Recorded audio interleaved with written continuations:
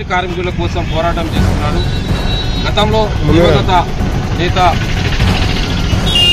కాకా వెంకటస్వామి గారి నాయకత్వంలో అప్పుడు పెన్షన్ విధానం ఉండేది. రిటైర్డ్ కార్మికులకు 500 నుంచి 1500 మాత్రం పెన్షన్ ఇచ్చే అధికారం ఉంది.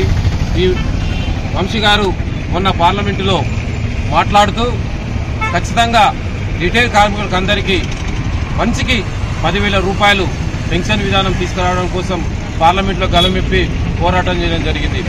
అదేవిధంగా సింగరేణి వ్యాప్తంగా ఈ గోదావరి పారిశ్రామిక ప్రాంతమైన 13 డివిజన్లలో ఒక టన్నుకు సింగరేణి ఉత్పత్తి చేసే బొగ్గు టన్ను పైన 20 రూపాయలు అంటే సుమారు 140 లక్షల కోట్ల రూపాయలు 140 కోట్ల రూపాయలు ఈ కార్మికుల ఫండ్కు కార్పొరేట్ ఫండ్కు ఇవ్వడం జరుగుతుంది.